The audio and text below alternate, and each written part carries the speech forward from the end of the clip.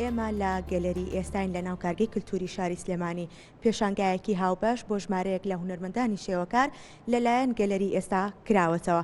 من بۆ قسەکردنی زیاتر لەسەر ئەم پرۆژە هونەریە میوانداری مامۆستا دارۆ ڕەسوڵمان کردووە کە بەڕێزیان ڕێکخەری ئەم پێشانگایەن. مامۆستا دارۆ گەر بکرێ بە ئەرک نەبێ فەرمووی بۆ ئێرە سواس دەکەم. مامۆستا گیان سلااو لە بەڕێستان. گەلەری ئێستا بۆتە چەترێک بۆ کۆکەرەوەی هونەرمەندانی شێوەکار کە هەمیشە لەژێر ئەو چەترەیە کارە هونەریەکانیان نمایشەکەن. پێم خۆشە باسێک لەم پرۆژە نوێە هونەریەمان بۆ بکەیت. بەخێر بێن.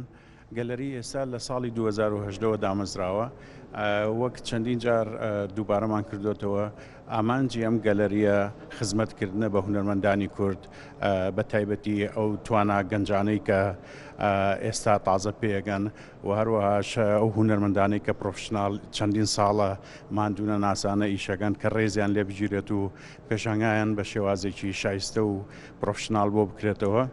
ئێمە لەو پێناوەیە خۆبەخشانە لە کارگەی کولتور کارگەچکەری سلێمانی کۆن ئەم گەلەریەمان دامەزرانوە و ئەمەی ئەمڕۆ دەیەمین پێشانگایە کە پێشانگایکی هاوبەشە لە ژێرناوی هونەری فیگوراتیڤ.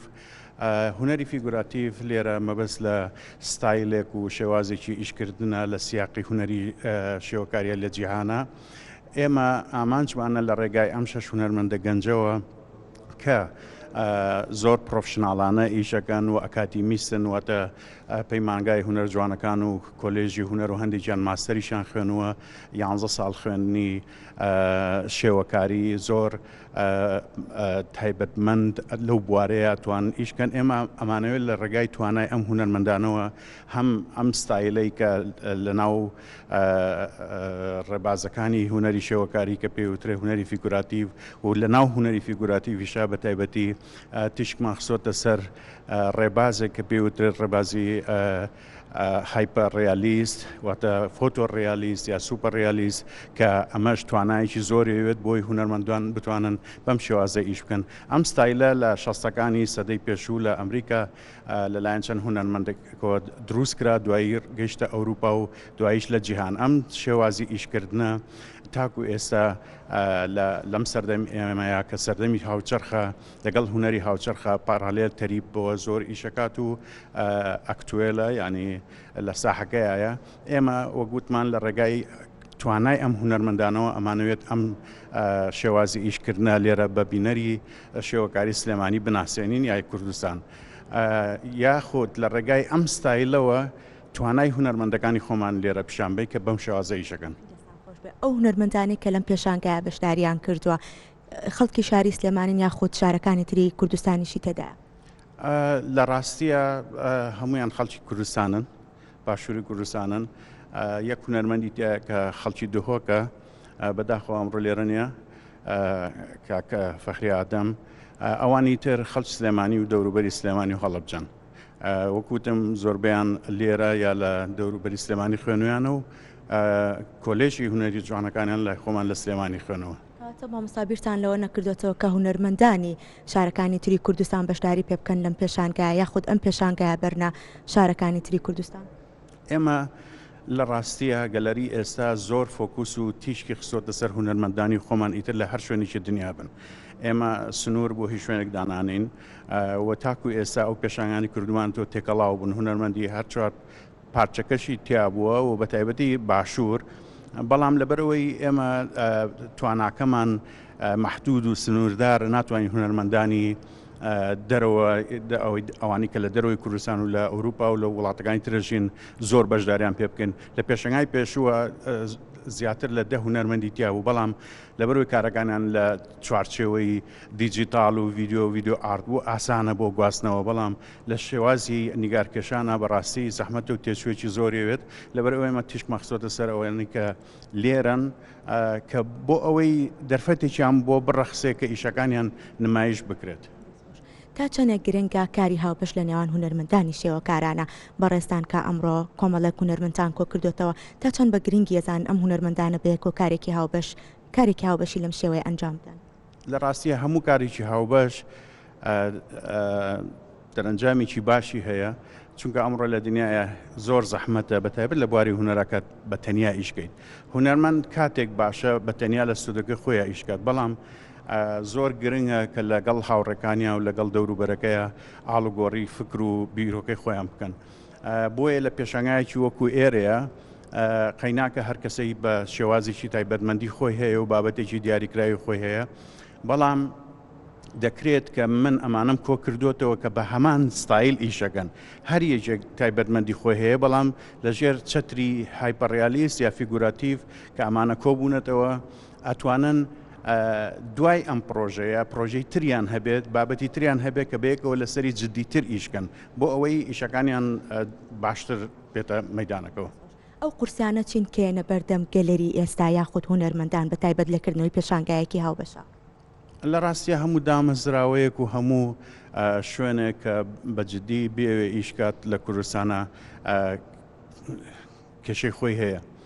ئێمە تاکو ئێستا کێشەکانمان جۆرا و جۆرن، بۆ نمونە تۆ ئەبێت بۆ گەلەریکی ئاوا گەورە کە ئەم سێ خۆڵ زیاتر لە 3000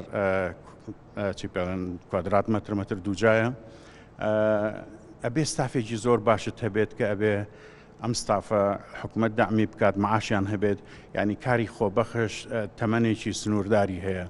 بۆ ئێستا لە 2010 من کاتێکە هەرچ پێشەنگایەک دەستی پێەکەم ئەبێ گروپێکی تازە پێ بگەێنم بۆ دیزاینکردنی ناوە، بۆ بۆیاغکردن، بۆ هەڵواسین، بۆ هەموو شتێک.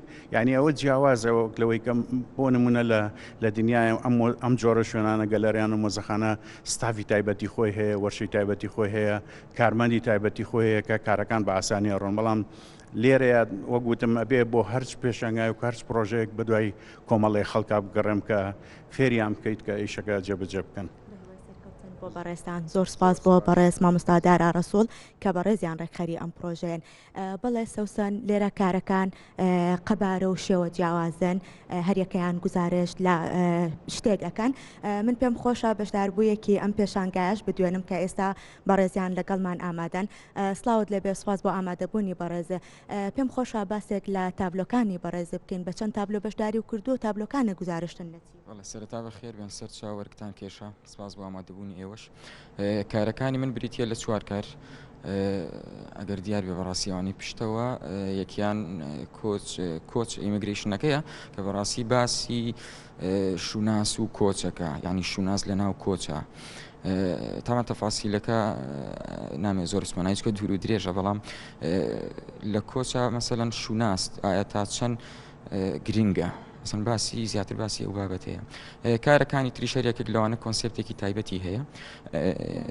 دوو کاری تر بەشداریم پێکردووە کە هایپەر ریالیزمن، هەریەکەیان لە کۆنسپتێکی تایبەتی خۆیان هاتوۆتە بوون و دەستخۆش کاتە هونەرمەندان تا چەندێک ئەتوانن لە ڕێی هونەرەکەیانەوە خزمەت بە شوناسی کورد بکەن، خزمەت بە کولتوری نەتەوەی کورد بکەن.